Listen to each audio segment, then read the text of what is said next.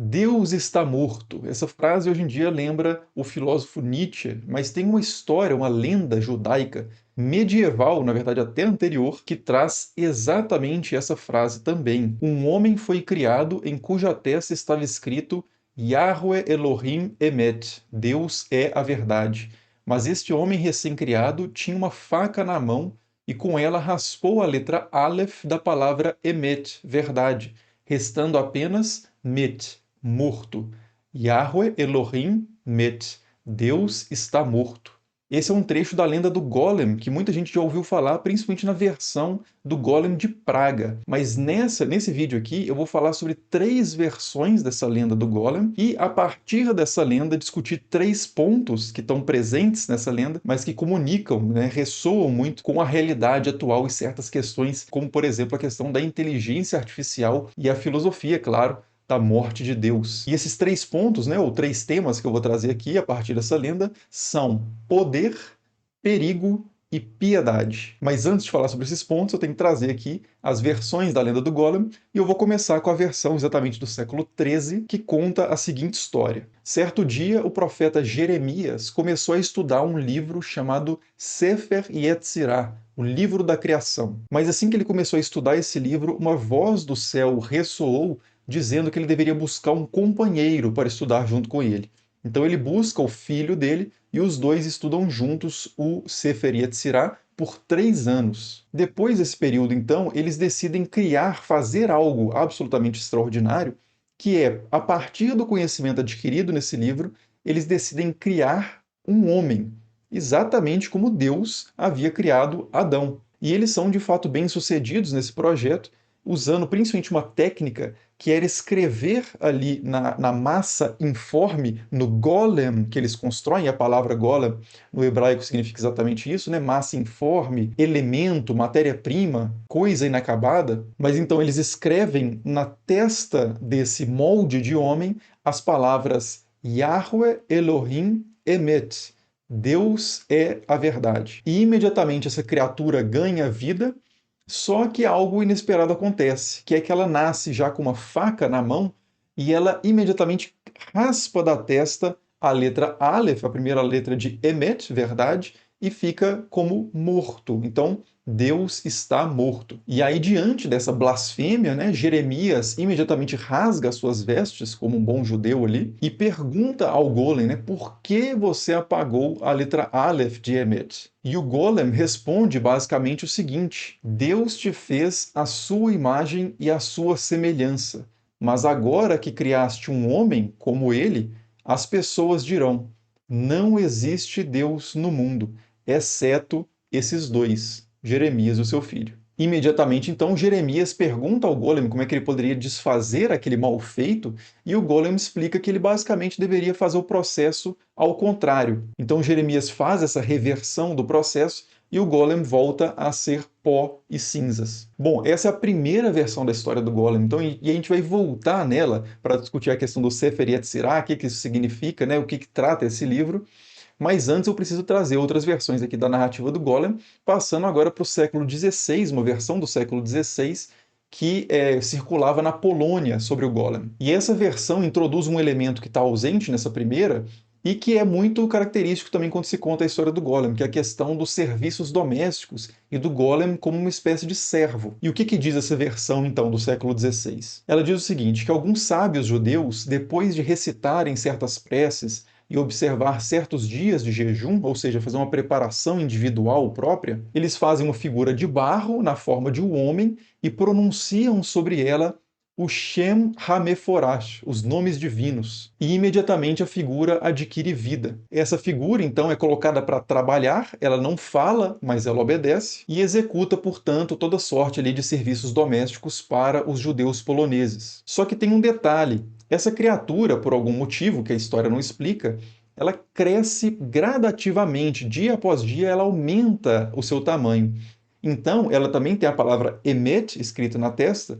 Então, os judeus, quando percebem que essa criatura está crescendo demais, eles vão e apagam a letra Aleph, deixando Met, morto, e aí o Golem é desligado, né, e na verdade se desfaz. Só que essa lenda fala de uma ocasião, de uma figura mais específica, que é o rabino Elias, que fez um golem certa vez que ficou tão alto, ele se descuidou talvez ali de observar essa questão de desligar, e a coisa ficou tão grande, tão imensa, que ele não alcançava mais a testa para apagar a letra Aleph. Quando ele percebeu que estava grande demais, já era tarde. Então ele elabora um plano para conseguir apagar, né, essa letra e desligar o golem, que é pedir para esse golem tirar as botas dele. Então o golem, para fazer isso, ele abaixa, e no que ele abaixa, o rabino vai e apaga a letra Aleph. Só que quando ele faz isso, aquela massa gigantesca que havia crescido além da medida, havia saído de controle, esse é um ponto importantíssimo da história, sucumbe imediatamente em cima do rabino e acaba acabando com a sua existência. E uma versão muito parecida com essa é a famosa versão de Praga, que começa a circular, pelo menos que a gente tem registro, a partir do século XVIII, mas ela remete a uma figura do século XVI, que é o Maharal de Praga, o rabino Lowell. E segundo essa versão, esse rabino, que era muito sábio, muito conhecido na região, ele havia produzido um golem para fazer os serviços domésticos, e ele sempre retirava, no caso aqui, em vez de escrever o nome na testa, ele usava uma espécie de um papelzinho ou um papiro, sei lá, um pergaminho, escrito o nome de Deus. E aí ele colocava na nuca, num espaço na nuca do golem, esse papiro e ativava a criatura. E sempre que ele precisava desligar a criatura, e no caso ela não se desfaz, ela só fica inerte mesmo, ele tirava esse papiro da nuca da criatura. E quando que ele desligava o golem, né? Para que ele desligava o golem? Geralmente ele fazia isso aos sábados em respeito à questão do descanso sabático, né? Todas as criaturas devem descansar aos sábados, inclusive o golem deve respeitar esse mandamento. Então sempre o rabino Lowell desligava o golem aos sábados, mas tem um dia que ele esquece de tirar o nome divino da massa informe ali do golem. E o que acontece é que ele vai para a sinagoga, mas rapidamente várias pessoas já chegam gritando o nome dele, chamando ele urgentemente, porque o golem havia saído de controle, de novo, saído de controle, e havia destruído uma série de casas, estava solto ali pelo gueto de Praga e causando grande destruição. Então o rabino, que aparentemente nesse contexto era o único que conhecia o funcionamento dessa criatura, tira lá o nome divino do golem e o golem imediatamente é desligado. No caso aqui dessa história não se desfaz, ele só fica desativado e ele guarda esse golem desativado nos porões da sinagoga,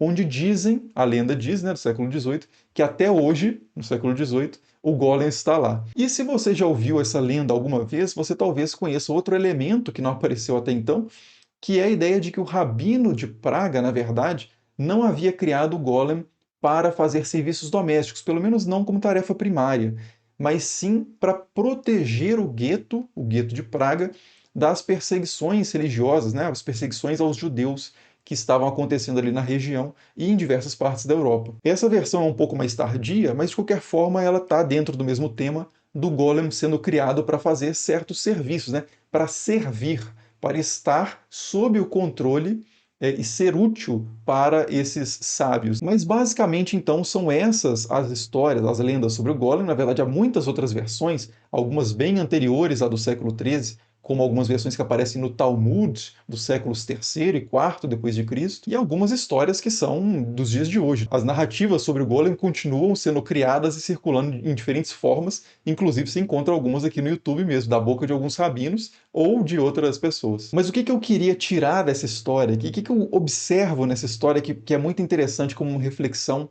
para os nossos tempos hoje também? A primeira coisa que é interessante perceber nessas histórias é que ela confere a certos seres humanos, a certas criaturas, um enorme poder criativo. No caso aqui, a própria capacidade de criar um ser vivo. E isso a partir do conhecimento. Lembra lá daquela primeira versão do século XIII que eu falei que o golem ele surge depois que o Jeremias e o seu filho estudam o Sefer Yetzirah? Então, esse Sefer Yetzirah é um livro que a primeira ocorrência dele é do século X depois de Cristo, e ele conta a história da criação. Ele pode ser muito anterior do que isso. O fato dele acontecer pela primeira vez no século X não significa que ele foi escrito nesse tempo, né? Inclusive, tradicionalmente, algumas pessoas alguns rabinos, né, remontam essa história aos tempos de Abraão, e há histórias, inclusive, na tradição rabínica, de que Deus, ao criar o mundo, consultou o Sefer Yetzirah, ou seja, é um livro que seria anterior à própria criação. Mas, basicamente, esse livro trata de como Deus criou o mundo, toda a realidade, a partir de 32 elementos, que são as 22 letras do hebraico e os 10 sefirot, que são, inicialmente nessa história, pelo menos do Sefer Yetzirah, são como se fossem números ou uma matemática espiritualizada, primordial, mas que a partir do século XII vão se tornar conceitos cada vez mais complexos. Mas esses desenvolvimentos posteriores cabalísticos não interessam muito aqui para o nosso assunto. O que interessa é que, segundo essa história do Golem, do século XIII, foi por meio do estudo de como que a realidade é constituída em termos dos seus elementos e como que esses elementos se arranjam, como que um se combina com o outro para produzir a realidade. Foi por meio desse estudo que eles conseguiram realizar algo absolutamente extraordinário, que foi a criação de um ser vivo. E essa ideia, por mais estranha que ela possa parecer na superfície, ela tem pontos de contato muito claros com concepções nossas atuais sobre ciência e tecnologia. É por meio do conhecimento da realidade, das suas partes, dos seus átomos, partículas subatômicas e das relações e leis estabelecidas entre essas coisas, é que a gente entende o funcionamento da realidade e, de alguma forma, consegue manipulá-la, fazer com que ela nos obedeça, em certo sentido, torná-la nosso servo para produzir efeitos absolutamente fantásticos. Como, por exemplo, a partir da física teórica, a gente conseguiu, ou pelo menos os engenheiros militares e os físicos lá do Projeto Manhattan, conseguirem criar uma bomba atômica capaz de aniquilar cidades num piscar de olhos. Ou seja, em pouquíssimas palavras, conhecimento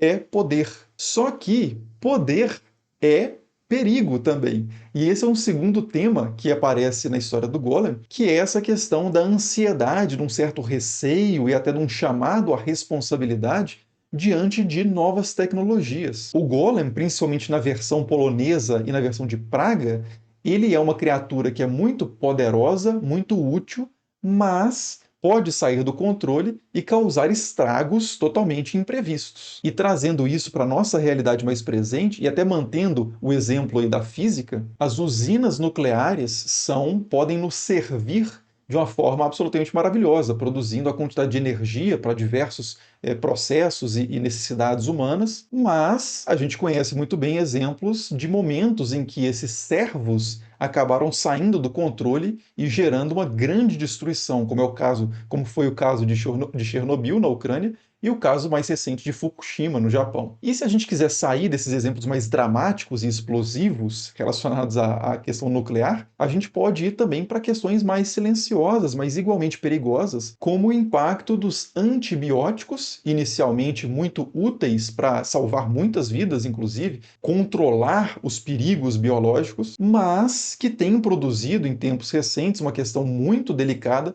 que é a questão das superbactérias. Ou seja, os antibióticos nascem para nos servir, mas acabam, às vezes, aparentemente, não sei se vamos retomar o controle disso eventualmente, mas acabam produzindo perigos que nem existiam antes. Da mesma forma, a indústria de automóveis e meios de transporte de uma forma diversa, né, que operam aí com combustíveis fósseis, são absolutamente fantásticas para aumentar nossa mobilidade, uma ambulância poder alcançar uma pessoa e salvar uma vida a tempo. Mas, por outro lado, a poluição que isso gera e que essas indústrias geram pode acabar, se é que já não aconteceu, saindo absolutamente de controle e gerando impactos ambientais nefastos. Então, quando a gente volta para a história do Golem, é como se de fato aquela criatura inicialmente útil, pequena e contida, fosse aumentando gradativamente dia a dia, e talvez quando a gente já percebe que ela saiu do controle, que ela ficou grande demais, o momento de apagar ali a letra Aleph da verdade para transformá-la em morte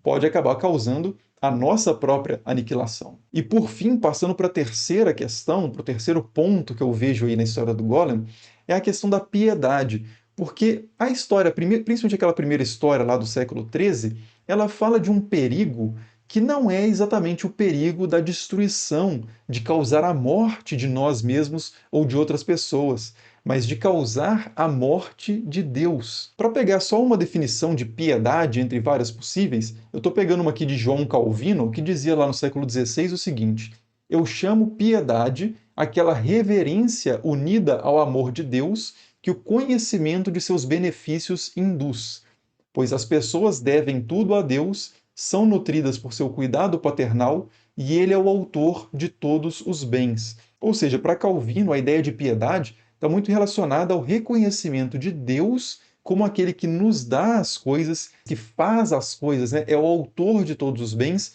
e nos produz muitos benefícios. E muitos outros teólogos e filósofos e historiadores das religiões, antropólogos das religiões de uma forma geral, partilham de uma ideia de que a religião, pelo menos em um dos seus aspectos, tem muito a ver com esse sentimento realmente de dependência. E esse sentimento de dependência, e aqui é que é o pulo do gato da questão do poder para a piedade, tende a ser, não necessariamente, mas tende a ser inversamente proporcional ao poder e domínio tecnológico de uma sociedade. De novo, isso não é uma relação necessária, mas é sim uma tendência. Se a gente pegar esse gráfico, por exemplo, da relação entre riqueza em um país e religiosidade nesse mesmo país, a gente vai ver que quanto mais rico o país, menos religiosa tende a ser a sua população. Uma exceção importante é os Estados Unidos, mas de qualquer forma vocês podem observar que há uma relação realmente entre esses dois fatores. E nesse sentido, o anúncio da morte de Deus da boca do Golem, lá da história do século XIII, parece não ser sem razão. Se as pessoas soubessem que Jeremias e o seu filho eram criadores, haviam criado um ser humano como Deus havia criado Adão, para que recorrer então a esse criador distante, se a gente pode recorrer a esses criadores que estão entre nós? Jeremias impediu que isso acontecesse, destruindo o Golem e dizendo, inclusive, algo que eu não disse lá quando eu contei a história no início, mas eu digo agora, é que no final da história ele diz a seguinte frase: na verdade, deveríamos estudar estas coisas, os segredos do mundo, o Sefer Yetzirah, só com o propósito de conhecer o poderio e a onipotência de Deus, mas não com o propósito de realmente praticá-las.